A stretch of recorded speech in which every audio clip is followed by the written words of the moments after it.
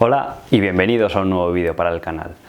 Hoy vamos a hacer un vídeo un poco más diferente y más divertido, donde además vamos a aprender un poco de historia de la bolsa y cuáles han sido las mejores operaciones y qué inversores las han ejecutado, qué fue lo que vieron y qué es lo que podemos aprender de ellas. Vale. Las operaciones que he elegido es un ranking mío subjetivo. Algunas de ellas no son las que más rendimiento en términos porcentuales se ha generado, pero sí son muchas muy interesantes por la genialidad de la operación, o en otros casos también hay otras que se han generado rendimientos pues muy elevados, ¿vale? Entonces, en el puesto número 10 he colocado a David Einhorn y la caída de Lehman Brothers. David Einhorn era un value investor que había estado generando retornos de en torno al 17 y 18% anual durante casi 20 años y había descubierto grandes fraudes en el pasado. Y en el 2007, cuando nadie se preguntaba acerca de la solvencia de Lehman Brothers, él ya presentó una tesis bajista de por qué la contabilidad que estaba usando el banco para expresar su exposición al sector inmobiliario americano, que estaba en una burbuja, no era la más apropiada, y cómo iba a tener que aprovisionar para hacer frente a las pérdidas que estaba sufriendo en su cartera de préstamos inmobiliarios este banco. Eso, unido a que era un banco hiperapalancado en más de 20 o 30 veces, pues lo hacía convertirse en una bomba de relojería. Y finalmente Lehman Brothers fue lo que provocó el 2008 y una crisis de proporciones descomunales. Y David Einhorn ya hablaba un año antes que eso. En el número 9 tenemos al gobierno de los Estados Unidos de América. Estaréis esperando que se fueran inversores particulares, pues a veces los gobiernos también hacen buenas inversiones, especialmente en Estados Unidos, que suelen ser más hábiles. Entonces, en la crisis del 2008, el gobierno americano, para evitar el colapso total del sistema financiero, tuvo que salir al rescate de muchas corporaciones como Ali Finance, General Motors, AIG, Fannie Mae, Freddie Mac, etc. Entonces se diseñó un programa que se llamaba el TARP, ¿vale? T-A-R-P. Entonces, en este programa el gobierno tomaba participación en esas compañías con el objetivo de solventarles el problema de liquidez que tenían a corto plazo, que en unos años se recuperasen y luego ir pudiendo vender esas participaciones de nuevo en la bolsa. Entonces el gobierno americano es lo que ha estado haciendo en los últimos años. Y aquí os pongo en la noticia de la CNN cómo se hacía eco de que Estados Unidos había salido con un beneficio de 15.000 millones de dólares sobre esas inversiones que había realizado durante la crisis financiera. Unas habían ido mejor, otras habían ido peor, pero en general al principio parecía que iba a ser una transferencia de dinero del pagador de impuestos americano hacia las corporaciones, pero ha resultado ser una buena inversión. En el número 8 tenemos una de las primeras operaciones de Warren Buffett. Warren Buffett va a aparecer más en la lista. Entonces, una de sus operaciones estrellas fue la compra de American Express en la década de los años 60, cuando estaban empezando a popularizarse las tarjetas de crédito, era un negocio en crecimiento y muy atractivo, pero estaba a un precio caro. Entonces, como buen value investor, lo que hizo Warren Buffett fue esperar la oportunidad y finalmente apareció con el escándalo del aceite. American Express, aparte del negocio de las tarjetas de crédito, tenía actividades bancarias y de préstamo. Entonces a un señor le había prestado una gran cantidad de dinero y ese préstamo estaba avalado por unos inventarios de aceite. Entonces, ¿qué sucedió? Cuando esta persona quebró, porque llegó a tener casi, según reclamaba él, una cantidad superior a la que había en circulación en todo el mundo de aceite, lo cual era imposible, pues hubo problemas y cuando fueron a embargar esos inventarios para hacer frente a los pagos del préstamo, se dieron cuenta de que en los tanques de aceite la mayor parte era agua y la parte de arriba era aceite, y no se habían dado cuenta cuando habían auditado esto. Entonces, claro, la gente empezó a entrar en pánico, las acciones de American Express empezaron a caer de forma masiva porque empezaban a pensar los inversores de que quizás el resto de préstamos iban a estar de la misma forma o iba a tener problemas de solvencia. Y bueno, no hace falta más que empiecen a vender unos cuantos inversores para que el resto entren en pánico y se desplome la cotización. ¿Qué hizo Warren Buffett en esos años cuando era joven y valiente? Puso el 40% de su fondo de inversión en las acciones de American Express y desde entonces jamás ha vendido esas participaciones. Hoy en día su participación en American Express creo que es del torno al 15% del total de la compañía y está valorada esa participación en 10.000 millones de dólares. Y el rendimiento que ha obtenido a lo largo de estos 50 años ha sido en torno al 16-18% anual con esa inversión, lo cual, imaginaos la cantidad de riqueza que supone si lo introducís en una calculadora de interés compuesto, el 16% durante 40 o 50 años. En el número 7 he colocado a John Templeton, que fue también un inversor famoso, ha generado rendimientos muy buenos, un negocio de inversión y de fondos muy interesante. Y en el año 39 lo que sucedió es que el pesimismo en la bolsa era máximo, o sea, veníamos de la caída del año 29, las acciones habían rebotado desde mínimos bastante, por 3 o por 4 veces el índice, pero en el 37 volvieron a caer. Y luego además empezó todo el tema de la Segunda Guerra Mundial y bueno, la situación era complicada. Entonces, este señor dijo, bueno, el pesimismo es máximo y voy a comprar todas las acciones que coticen con un precio inferior a $1 y a partes iguales, no voy a discriminar ninguna, como el precio está tan deprimido. Y lo que hizo fue mandar comprar $100 de la época, que el equivalente al día serían como unos $2000 más o menos, en 104 acciones diferentes que había que cumplían sus requisitos para poder comprar esos $100. Simplemente se esperó, pasó el tiempo y en cuestión de los 3-4 años siguientes pues multiplicó por 4 o por 5 su dinero. Entonces, recientemente en el 2008 tuvimos casos similares en los cuales estaba todo a precio de saldo, y a lo largo de la vida de un inversor, cada 20, 30, 40 años aparecerán estas oportunidades y es cuando hay que ser valiente y aprovecharlas. En el puesto número 6 tenemos a Paul Tudor Jones y el crash del 87. En el año 1987 la bolsa había subido con fuerza los 6-7 primeros meses del año, llegó a estar en más 30, más 40%, y en octubre del 87 se desplomó en torno a un 22% en un solo día el Dow Jones, la caída más grande que ha habido en la historia en un solo día. O sea, imaginad que el índice caiga en un solo día un 22%. Había muchas acciones del índice dentro que habían caído un 40 o un 50% en un solo día. O sea, fue un pánico total.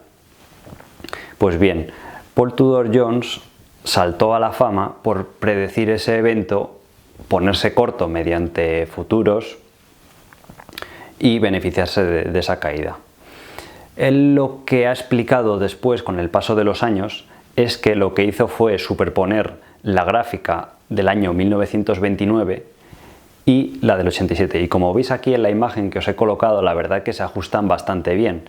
Y el año 29 también se produjo una euforia parecida a la de los años 80, donde acabó en un desplome exactamente en el mismo punto, y en el año 87 prácticamente coincidía en la época en la que estaba especulando a la baja el señor Tudor Jones. Lo curioso de la situación es que después no se produjo una cascada de ventas en los siguientes meses y en los siguientes años, como en el año 29, porque en el 87 realmente lo que sucedió fue una cuestión técnica de mercado. Primero, que había subido mucho en los meses anteriores, entonces todo lo que sube pues tiende a retornar a la media, y también lo que había sucedido era que se habían introducido los mecanismos de protección de carteras, que hasta entonces era algo nuevo y novedoso, los derivados, los stop loss y demás. Entonces la gente había subido mucho el mercado y empezó a colocar órdenes de venta a determinados niveles. Habían comprado opciones put, habían vendido futuros.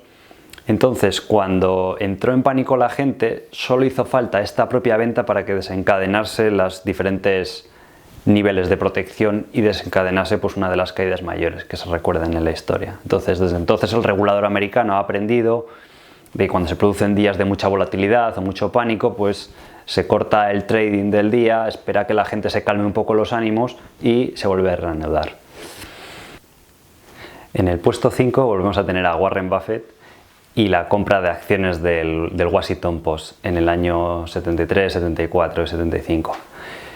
Durante esos años el Washington Post era un periódico de referencia, no tenían los problemas con internet que estamos viendo hoy en día, y el mercado había caído con fuerza. En el año 70-71 cotizaba a múltiplos muy elevados, entonces eso hizo arrastrar a todas las acciones. Entonces Warren Buffett empezó a comprar acciones a $6. Y obviamente Warren Buffett tampoco es que tenga la más suerte que el resto de mortales y por eso haya generado mejores retornos, sino que desde que empezó a comprar, la acción prosiguió bajando hasta los $4 y él siguió comprando. Y en ese momento Warren Buffett lo que decía era: si tú le hubieras preguntado a cualquier inversor que cuánto valía el Washington Post como compañía entera, pues te hubieran dicho que probablemente 400 millones. Y en esos años capitalizaba 85 millones. O sea, valdría probablemente en ese año, sin contar el crecimiento futuro que iba a tener, en vez de los $6 que Warren Buffett estaba pagando, pues quizás $24. Y al igual que en el caso de American Express, tuvo la valentía de colocar una gran parte de su cartera en esa acción, y en los años posteriores, en el año 2014, el Washington Post, que después cambió el nombre a Graham Holdings y el ticker era GHC, llegó a cotizar en el entorno de los $1.200. O sea, sé que Warren pues multiplicó pues por más de 300 veces su inversión, lo cual equivale durante estos 40 años al 16-17% anual, que en términos de porcentaje anual de rendimiento no es tan elevado, pero sí los años en los que se ha beneficiado de esas inversiones concentradas que ha realizado. En el puesto número 4 está Michael Burry y su apuesta también contra el sector inmobiliario de Estados Unidos durante los años 2006-2007, pero esta vez organizado a través de lo que se llamaban los CDS o Credit Default Swaps, que eran seguros de impago sobre bonos hipotecarios asociados al comportamiento del mercado inmobiliario. Michael Burry es un caso atípico en la industria de fondos porque él era un doctor que empezó escribiendo un blog y luego inició un fondo y empezó haciendo value investing, pero vio la oportunidad, después de generar retornos muy buenos, como os pongo aquí en la gráfica, y vio la oportunidad del sector inmobiliario. Pero claro, se encontró con el problema de cómo invierto o cómo apuesto en contra del sector inmobiliario. Tú no puedes ir y ponerte corto de casas, no puedes pedir casas prestadas y venderlas en corto, o sea, no es posible. Entonces él le sugirió al banco crear estos seguros de impago. Entonces es como que fue el creador de la propia apuesta de la que se benefició, lo cual es bastante curioso y podéis verlo en la película de La Gran Apuesta, pues cómo está estructurado, los periodos en los que pasa.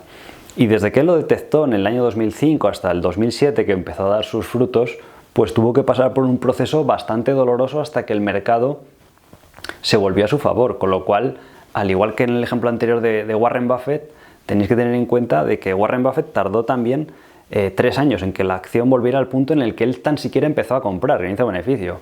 Michael Burry lo mismo, tuvo que soportar grandes pérdidas en los primeros años de su apuesta, pero luego los beneficios fueron espectaculares, como veis en la tabla de retornos. Durante el 2006 lo pasó mal porque su fondo perdió dinero y el S&P 500 estaba subiendo, pero en el año 2007 generó rendimientos de triple dígito, no sé, el 180 y pico %.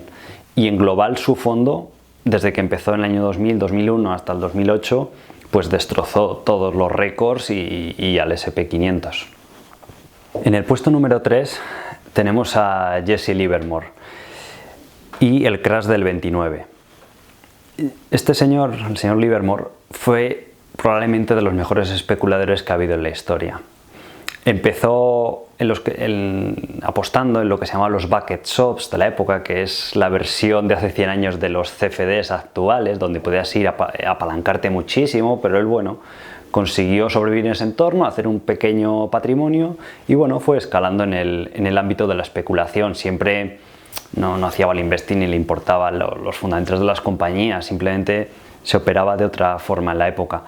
Os recomiendo que leáis el libro de Memorias de un operador en bolsa, que está en español además, y podéis aprender un montón de aventuras de cómo organizaba sus apuestas. Pues bueno, este señor se hizo famoso por predecir 2 de los crash bursátiles más grandes que ha habido en la historia, el del año 1907 y en particular el del año 1929, que ha sido el más grande de todos, donde se produjo una caída del 80%.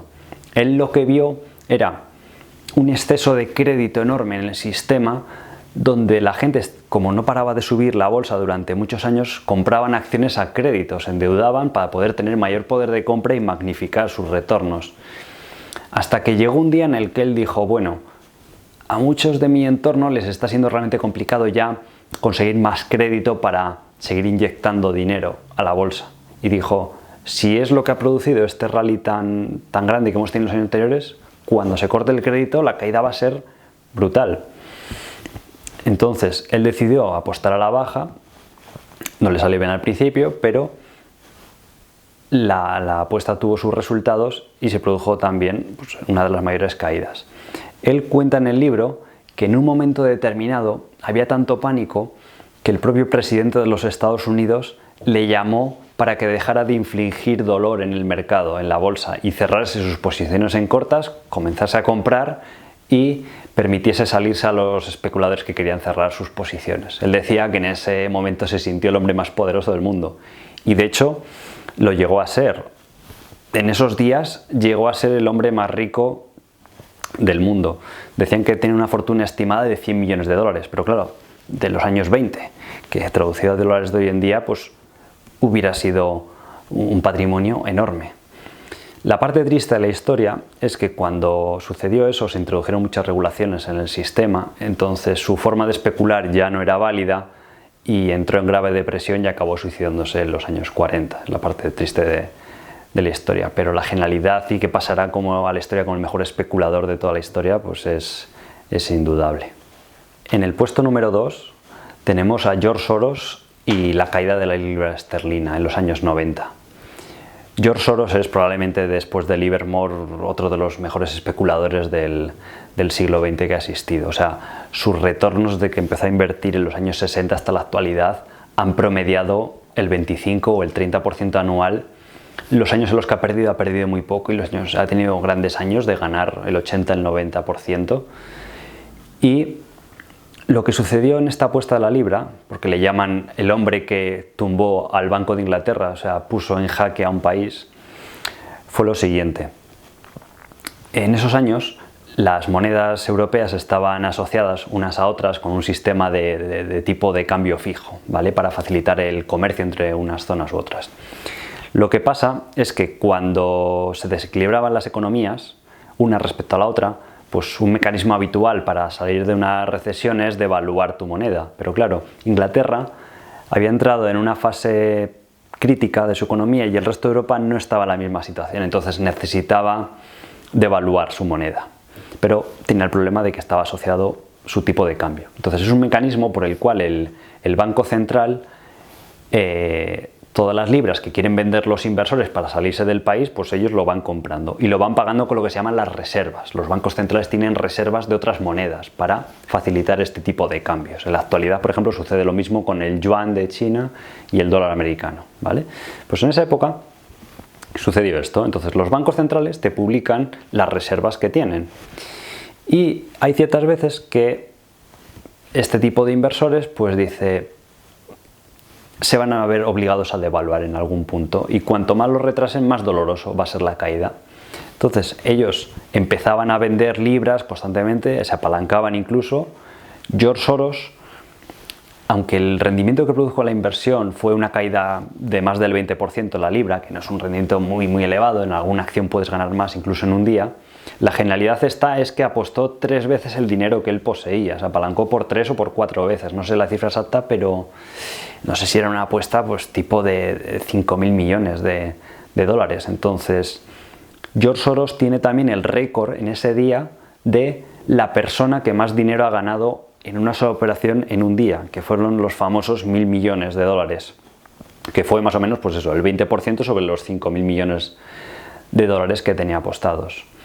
Y se produjo pues cuando al Banco Central se le acabaron las reservas, tuvo que devaluar. Y mucha gente lo llama como que son inversores buitre o sin escrúpulos ni nada. Y al fin y al cabo, lo que le obligó al Banco de Inglaterra a hacer fue lo que tenían que haber hecho en primera instancia, antes de alargar más la situación, decir, oye, vamos a devaluar y nos salimos del tipo de cambio. Y al fin y al cabo, pues esta serie de inversores te obligan a hacer lo correcto. Y en el puesto 1, como no, está el oráculo de Omaha, Warren Buffett, que es el apodo que se ha ganado pues por ser probablemente dentro de los inversores, fuera de los especuladores, dentro de los inversores, el mejor inversor de todos los tiempos que ha existido, desde mi opinión. Y en concreto la operación que he asociado al puesto número 1 es la compra de Berkshire Hathaway. Berkshire Hathaway era una empresa con un negocio muy mundano, que era la fabricación textil, sin ningún tipo de futuro ya en los años 60, 70 por la aparición de los emergentes y de China. Y Warren Buffett comenzó a comprar acciones, como os pongo aquí en el precio de la cotización, a $20.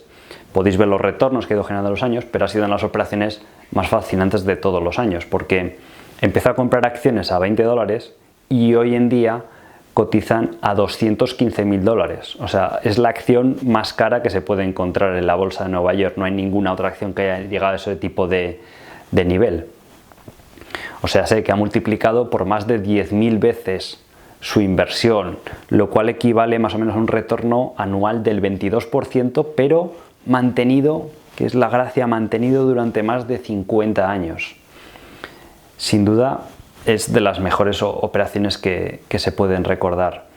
Y de nuevo, él narra en sus cartas anuales que tuvo problemas cuando empezó a comprar. La acción no comenzó a subir desde que él empezó a comprar, sino que hasta que tomó una posición mayoritaria y de control de toda su compañía, que después se ha convertido en su holding, pues primero bajó y después empezó a subir. Entonces, lo que hizo Warren Buffett para conseguir estos retornos tan elevados fue tomar los beneficios que iba generando esta compañía textil y reinvertirlos en otros negocios que tenían más futuro, y se acabó convirtiendo en su sociedad holding, en su sociedad patrimonial, a través de la cual canalizaba todas sus inversiones.